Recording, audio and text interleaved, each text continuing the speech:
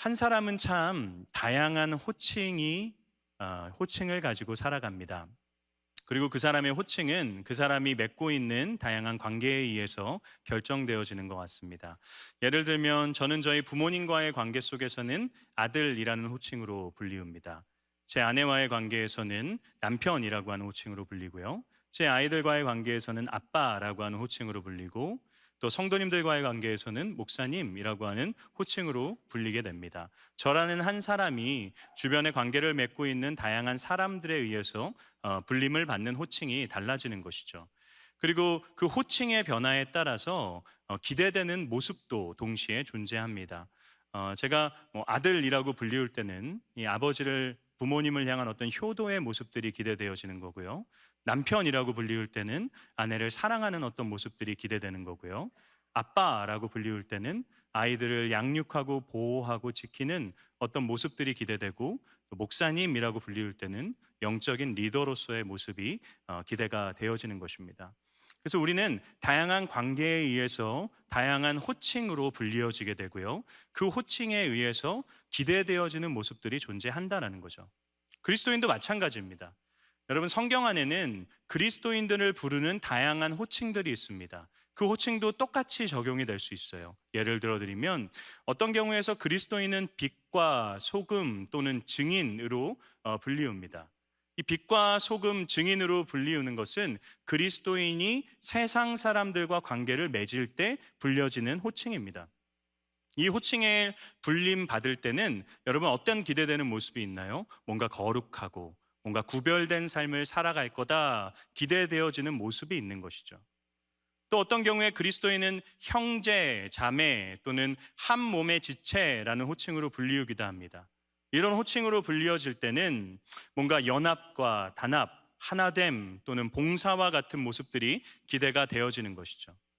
오늘 본문에는 성경에서 어쩌면 가장 유명한 그리스도인에 대한 호칭 4가지가 드러나고 있습니다.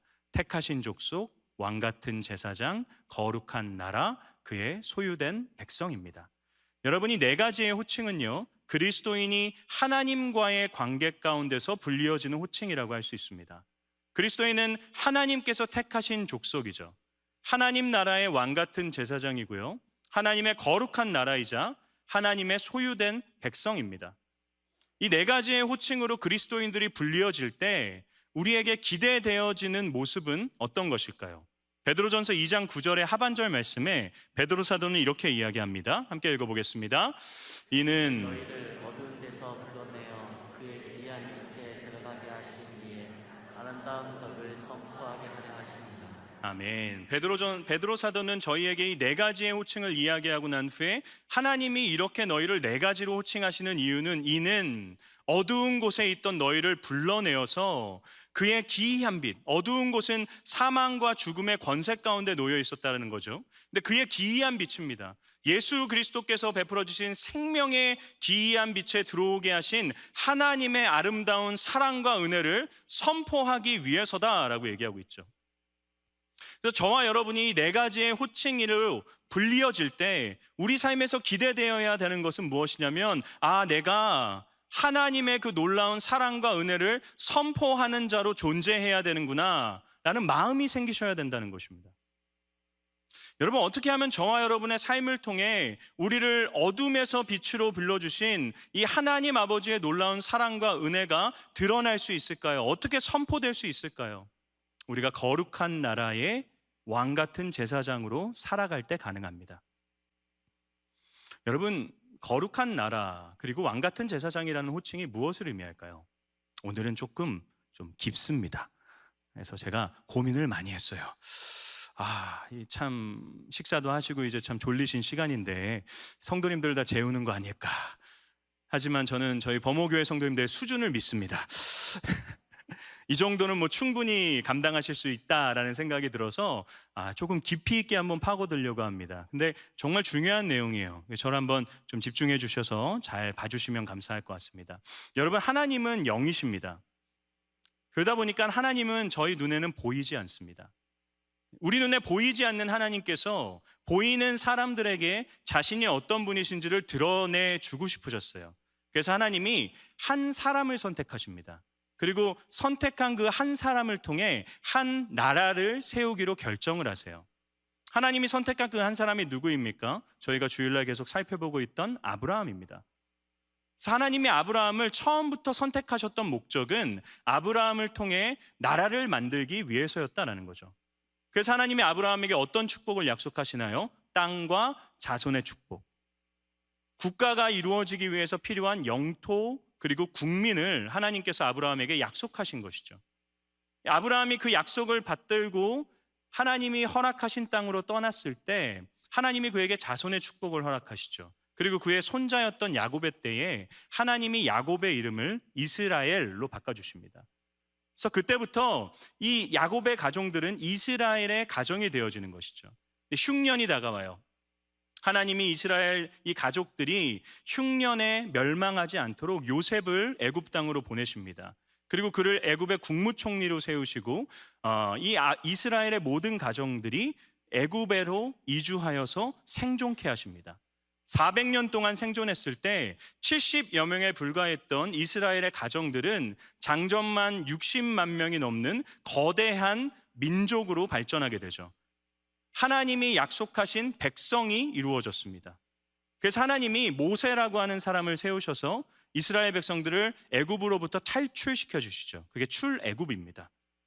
하나님이 애굽에서 이스라엘 백성들을 탈출시키고 난 후에 그들을 어디로 보내시나요? 시내산으로 보내십니다. 시내산에서 언약을 맺어주세요. 그 언약의 내용이 무엇이냐면 나는 너희의 하나님이 되고 너희는 내 백성이 되리라. 하나님이 처음부터 국가를 세우겠다라는 목적으로 이스라엘을 부르셨다고 말씀을 드렸습니다. 근데 하나님이 내가 하나님이 되시고 너희는 나의 백성이 되겠다 말씀하십니다. 이건 뭘 의미하는 거냐면 하나님이 이스라엘이라고 하는 나라의 왕이 되시겠다라는 걸 의미하는 거죠. 그래서 하나님이 지성소를 만드세요. 그리고 내가 거기에 친히 거해주겠다라는 약속을 하십니다. 이제 이스라엘이라고 하는 이 국가는요, 하나님이 왕이신, 그래서 거룩하신 하나님을 드러내야 되는 거룩한 나라가 되어지는 것이죠. 여러분, 하나님이요 이스라엘이라고 하는 나라를 만드신 이유는 다른 외부의 사람들이, 하나님을 알지 못하는 사람들이 이스라엘이라고 하는 눈에 보이는 국가를 통해서 하나님이 어떤 분이신지를 알도록 하시기 위해서 만드신 것입니다. 그래서 여러분, 하나님이 율법을 허락하시죠. 율법은 왕이신 하나님의 법입니다. 왕이신 하나님의 백성들이 지켜야 될 법이었어요. 그래서 하나님이 무엇을 원하시고 무엇을 미워하시고 무엇이 하나님의 뜻인지를 알려주는 법이었습니다. 그래서 하나님은요, 이스라엘 백성들이 이 율법을 지키면서 살아갈 때 주변 모든 민족들이 부러워할 만한 축복을 그들에게 허락하세요. 그들이 이 율법을 지키지 않을 때는 주변 모든 민족들을 이용하셔서 이스라엘을 환난과 고난 가운데 징벌하십니다. 왜 그러셨을까요? 그분이 공의로운 분이시기 때문이기도 하지만 이스라엘이라고 하는 나라의 모습과 태도를 통해 사람들에게 내가 무엇을 원하고 무엇을 싫어하는지를 가르치고자 하셨다는 것이죠. 중요한 역할을 감당했던 게 이스라엘이라고 하는 국가입니다. 그런데 하나님께서 이 중요한 역할을 감당하게 하시기 위해서 세우신 세 가지의 직분자가 있었어요. 왕, 제사장, 선지자입니다. 여러분, 왕은요 어떤 사람이었습니까? 다스리는 자예요. 진정한 왕이신 하나님을 대신해서 인간의 왕으로서 하나님의 뜻을 가지고 백성들을 다스리고 백성들을 하나님이 원하시는 방향으로 인도해야 되는 지도자였습니다. 제사장은 어떤 사람입니까? 백성들이 죄를 지어서 하나님과의 관계가 깨어졌을 때 그가 그 중간에서 백성들의 죄를 가지고 하나님 앞으로 나아가서 죄를 용서받는 일을 감당하던 사람이었어요. 선지자는 어떤 사람들입니까? 왕과 백성들이 하나님의 뜻과는 반대되는 방향으로 나아가고 있을 때 나타나서요, 하나님으로부터 받은 말씀을 가르쳐 주는 거예요. 이거는 하나님이 기뻐하시는 일이 아니야. 돌이켜야 돼. 이 방향이 하나님이 원하시는 길이야. 하나님의 뜻을 알려주는 사람이 선지자였습니다. 그래서 왕과 제사장과 선지자가 자신에게 주어진 그 역할을 온전하게 감당하게 되면요, 이스라엘은 하나님이 원하시는 방향으로 하나님이 어떤 분이신지를 보여주는 거룩한 나라로서의 사명을 감당할 수 있었던 거죠. 문제는 무엇입니까? 그들이 다 실패합니다. 저희가 이스라엘의 역사를 통해서 깨닫는 것이 이거 아닌가요? 인간 왕이 어떻게 행동합니까? 하나님의 뜻을 펼쳐야 되는데 자신의 뜻을 펼칩니다. 자기가 원하는 것을 이루어요. 자신에게 이익이 되는 부분을 추구합니다. 하나님의 뜻을 찾지 않습니다. 선지자가 와서 끊임없이 그에게 얘기합니다. 이건 하나님이 원하시는 방향이 아닙니다. 당신은 이곳으로 가야 됩니다. 하나님이 이걸 원하십니다. 귀를 닫아버리죠. 제사장은 어땠습니까? 백성들이 영적으로 완전히 무너진 상태였음에도 불구하고 그는 형식적인 제사만 하나님께 드립니다. 그리고 백성들이 가져온 재물을 착복해서요, 자신의 유익을 만들어내는 데에만 혈안이 되어 있습니다. 선지자는 어땠습니까? 하나님의 말씀을 듣고 하나님이 원하시는 말씀을 가르쳐야 됨에도 불구하고 그는 왕이 듣기 좋은 이야기만 합니다. 하나님의 뜻과는 전혀 상관없는, 자신의 안위를 위해서만 살아가는 거짓 선지자들이 판을 쳤다라는 것이죠. 보이지 않는 하나님이 어떤 분이신지를 드러내야 되는 거룩한 나라인 이스라엘은 그 거룩한 나라로서의 삶을 철저하게 실패했습니다. 하나님을 보여주지 못했어요. 그 결과 하나님이 어떻게 하시나요? 자신의 하나뿐인 아들 예수 그리스도를 이 땅에 보내십니다. 인간이 하나님이 어떤 분이신지를 드러내지 못해요. 하나님이 인간의 몸을 입고 이 땅에 오셔서 사람이 볼 수 있는 눈으로, 사람이 들을 수 있는 말과 귀로, 사람이 볼 수 있는 행동으로 하나님의 뜻이 무엇이고 하나님이 원하시는 것이 무엇이고 하나님이 어떠한 삶을 미워하시는지를 우리에게 직접 하나님이 인간이 되어 보여주신 것입니다.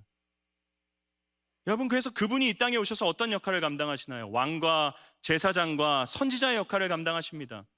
예수님이 이 땅에 오셔서요, 하나님 나라의 통치가 어떤 것인지를 보여주세요. 하나님의 나라는 이런 곳이다. 하나님의 나라에서는 이런 일들이 있다. 하나님의 나라는 이런 것이 성취되는 곳이다. 예수님은 하나님 나라의 왕으로서 백성들에게 하나님 나라의 통치가 어떤 것인지를 보여주십니다. 예수님은 제사장의 역할을, 선지자의 역할을 감당하시죠. 이 땅에 오셔서 뭐라고 선포하십니까? 회개하라, 천국이 가까이 왔느니라. 천국이 가까이 왔다라는 것은 시간적인 임박함을 얘기하는 것이 아닙니다. 하나님 나라 천국의 통치자인 내가 지금 너희 가운데 왔다, 공간적인 임박을 이야기하는 것입니다. 나에게로 나아오라, 하나님의 나라를 살아라. 어떻게 가능합니까? 회개하라. 이스라엘 백성들은요, 자신들이 괜찮다고 생각했어요. 나는 아브라함의 혈통이기 때문에, 나는 율법을 받은 자고 지키고 있는 자기 때문에 난 이미 하나님 나라의 백성이다 생각했습니다. 예수님은 너희가 가는 방향은 잘못된 방향이고 너희는 회개해야지만 하나님 나라의 백성이 될 수 있다라고 하는 선지자적인 선포를 하고 계신 것이죠. 그분은 더 나아가 제사장의 역할을 담당하십니다. 사람과 하나님의 관계가 죄로 인해서 완벽하게 깨어져요. 그분이 어떻게 하시나요? 자기 자신의 목숨을 제단 위에 올립니다. 십자가 위에 자신을 제물로 드리죠. 그리고 자기 스스로가 완전한 대제사장이 되셔서 자신의 목숨을 내어주심으로 우리의 모든 죄의 문제를 해결해 주십니다. 하나님과의 깨어졌던 관계를 그분이 다시금 영적으로 회복시켜 주세요. 예수님은 이 땅에 오셔서 왕과 제사장, 선지자의 완전한 역할을 성취하십니다. 그래서 여러분, 저희가 예수님을 그리스도라고 부르는 것 아닌가요? 제가 중고등부를 담당할 때 설교를 끝나고 교육자실로 가는데 한 아이가 저를 몰래 쫓아왔어요. 그리고 목사님, 물어보고 싶은 게 있어요. 뭔데? 그랬더니 예수 그리스도라고 하는데 예수가 이름인 건 알겠어요. 그럼 그리스도는 성인가요? 묻더라고요. 찔리신 분들 많으시죠? 그리스도라고 하는 의미가 무엇입니까? 그리스도는 기름 부음 받은 자라는 뜻이죠. 기름 부음 받은 자. 우리가 예수 그리스도라고 이야기하는 건 예수님이 기름 부음 받으신 분입니다라는 걸 고백하는 거예요. 근데 당시에 기름 부음을 받아서 임명이 되어지는 직위는 3개밖에 없었습니다. 왕, 제사장, 선지자. 예수님이 그리스도다라고 고백하는 건 예수님이 이 땅에 오셔서 왕으로서의 역할과 선지자로서의 역할과 제사장으로서의 역할을 완벽하게 수행하셔서 나의 구원자가 되어주셨다라는 것을 고백하는 믿음의 고백인 것입니다. 예수님은 거룩한 나라인 이스라엘이 실패한 그 땅 가운데 오셔서 거룩한 나라로서 하나님이 어떤 분이신지를 완벽하게 드러내 보여주셨습니다. 그분이 승천하시기 전에 거룩한 나라를 새롭게 세우십니다. 이전에는 혈통적인 이스라엘 백성들이 하나님의 하나님 되심을 드러내는 거룩한 나라였다면 이젠 누가 거룩한 나라입니까? 예수 그리스도를 믿는 믿음으로 말미암아 의롭다 칭함을 받은 모든 성도들, 그분을 믿는 믿음의 고백을 하는 모든 사람들이 하나님이 어떤 분이신지를 드러내야 되는 거룩한 나라가 되어지는 것입니다. 저와 여러분 그리스도인은요, 거룩한 나라입니다. 이 호칭이 뭘 의미하는 것입니까? 우리는 하나님이 어떤 분이신지를 사람들에게 바르게 보여줘야 되는 책임이 있는 자들이다라는 것이죠. 실패했던 이스라엘 백성들과 다르게 우리는 하나님의 하나님 되심을 선포할 수 있어야만 하는 자들입니다. 어떻게 가능할까요? 거룩한 나라의 왕이 되셔야 됩니다. 여러분, 여러분의 삶에 하나님께서 허락해 주신 통치의 영역이 있지 않습니까? 여러분이 통치할 수 있는, 여러분이 주장할 수 있는, 여러분이 관리할 수 있는 여러분의 삶이 있습니다. 하나님이 여러분을 인간 왕으로 세우셨어요. 그곳에서 여러분 어떻게 무엇을 성취하셔야겠습니까? 나의 이익이나 나의 욕망이나 내가 원하는 것을 주장하고 관철하는 삶이 아니라 하나님의 뜻을 내 삶 가운데 펼치는 것. 우리가 기도하는 것처럼 아버지의 뜻이 하늘에서 이루어진 것 같이 땅에서도 내 삶을 통해 펼쳐지기를 원합니다. 하나님의 뜻을 펼치는 삶, 그것이 거룩한 나라의 왕으로서 살아가는 삶입니다. 어떤 것이 하나님의 뜻인지 어떻게 알 수 있습니까? 왜 왕 같은 제사장일까요? 선지자는 어디 있습니까? 더 이상 선지자는 우리에게 필요하지 않습니다. 완성된 하나님의 계시, 하나님의 뜻이 어디에 있습니까? 우리에게 성경에 있습니다. 이미 성경이 우리에게 주어졌습니다. 이 성경이야말로 하나님의 뜻이 무엇인지를 우리에게 밝히 보여주는 선지자적인 역할을 감당하고 있다는 것이죠.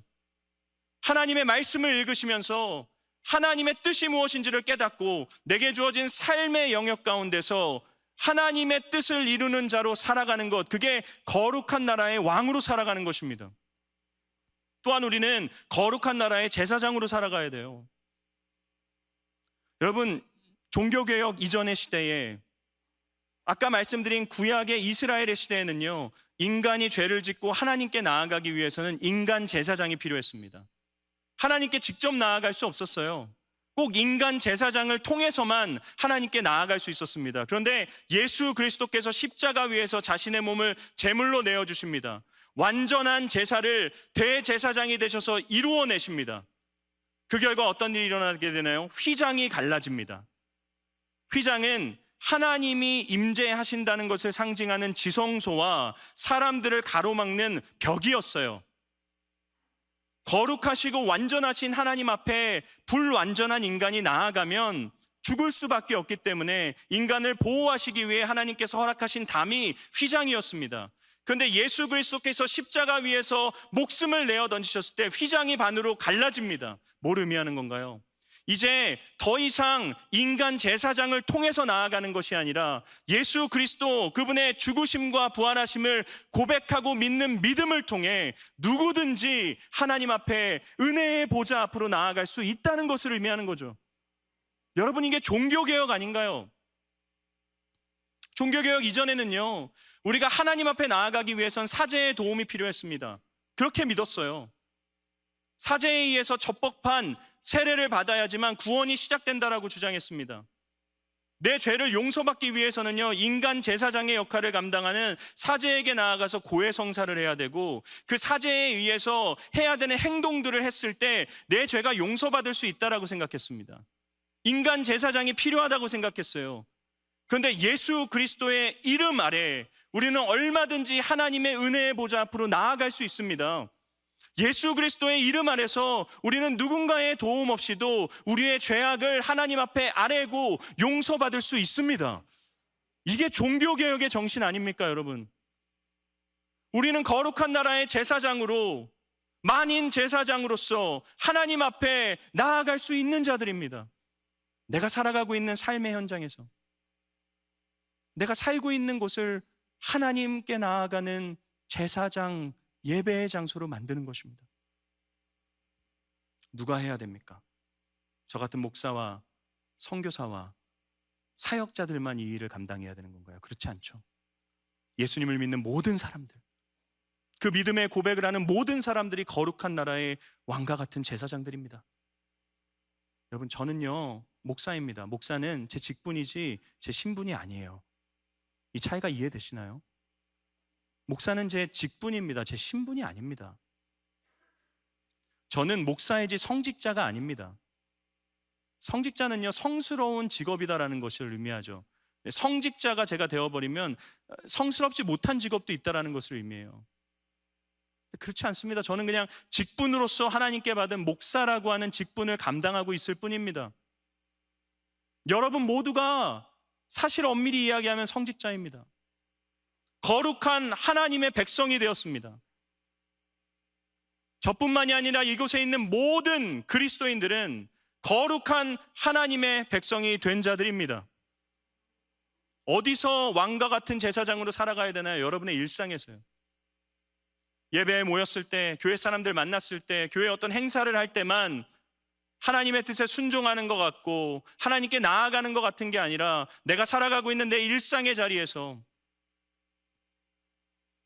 거룩한 왕으로서, 거룩한 제사장으로서 하나님의 뜻을 성취하고 하나님께 나아가는 예배자로서 살아가야 되는 것이죠.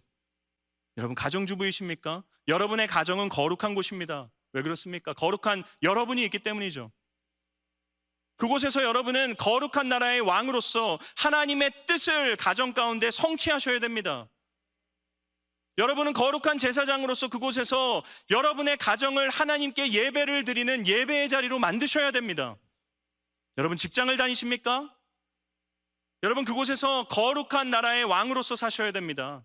내가 만나는 모든 직장 동료들, 또한 내 거래처들, 나를 방문하는 모든 사람들 가운데 하나님의 뜻이 무엇이고 하나님이 무엇을 원하시는지, 하나님이 어떤 분이신지를 드러낼 수 있는 하나님 나라의 왕으로서 사셔야 됩니다. 여러분의 직장에서 은혜의 보좌 앞으로 나아가는 거룩한 제사장으로서 살아야만 합니다. 여러분이 가시는 커피숍, 여러분이 식사하기 위해 가시는 식당, 그 모든 곳들은 다 거룩한 곳입니다. 여러분이 이동하기 위해서 타고 다니는 차량, 버스, 기차, KTX 모든 곳이 다 거룩한 곳입니다. 우리는 그곳에서 하나님의 뜻을 이루는 왕으로서 하나님께 나아가는 제사장으로서 살아가야만 합니다. 그렇게 여러분 우리가 정말로 거룩한 나라의 왕과 같은 제사장으로 살아갈 때 비로소 우리의 삶을 통해 거룩하신 하나님이 조금씩 선포되어지고 드러나는 것이죠. 예전 온누리교회에서 표어를 이렇게 정했어요. 예수님을 바로 보여주는 사람들. 온누리교회가 표어 하나는 진짜 잘 짓는 것 같습니다. 그러면서 예수님을 바로 보여주는 사람들을 이렇게 줄이더라고요. 예수 바보. 예수 바보. 여러분 이게 꽤 의미 있지 않나요? 예수 바보. 예수님만 바라보는 겁니다. 예수님을 따르는 거예요. 그래서 예수님을 바로 보여주는 자로 살아가는 것입니다. 저는 저와 여러분 모두가 예수 바보로 살아갈 수 있기를 주님의 이름으로 축원합니다. 어떻게 가능할까요? 쉽지 않습니다. 두 가지의 호칭을 기억하셔야 돼요. 택하신 족속, 그의 소유된 백성. 여러분 택하신 족속이라는 호칭, 소유된 백성이라는 호칭은 우리에게 하나님의 은혜가 어떤 것인지를 보여줍니다. 왜 그런가요? 저와 여러분은요 절대 하나님께 택함 받을 만한 자도 아니고요, 하나님의 백성이 될 만한 자격을 갖춘 자들이 아니기 때문입니다. 9절 말씀을 보게 되면 하나님은 우리가 어둠 가운데 있었다라고 해요. 어둠은 죽음과 사망의 권세입니다. 그런데 우리가 어둠에서 스스로 벗어났다라고 하나요? 그렇지 않죠. 기이한 빛으로 우리를 불러주셨다고 합니다. 어둠에 있는 우리가 빛을 찾아낸 것이 아닙니다. 빛을 쫓아간 것이 아니에요. 빛이 우리의 삶에 들어온 것입니다. 우리가 하나님을 찾아낸 것이 아닙니다. 우리가 하나님을 발견한 것이 아닙니다. 기이한 빛이신 예수 그리스도께서 우리의 삶에 찾아와 주신 것입니다. 우리를 빛으로 인도해 주신 것이죠. 사랑하는 여러분, 이 자리에 오셔서 이제 하나님의 사랑과 은혜를 또 들으셨습니다. 이제 여러분의 삶의 자리로 나아가십니다. 일상으로 나아가십니다. 여러분이 통치하셔야 되는, 왕으로 다스려야 되는 여러분의 삶의 영역으로 나아갑니다. 그곳에서 거룩한 나라, 예수님을 바로 보여주는 왕 같은 제사장으로 은혜를 기억하며 그렇게 한 주간 멋지게 살다가 다음 주 다시 만날 수 있는 저와 여러분의 한 주가 될 수 있기를 주님의 이름으로 축원합니다.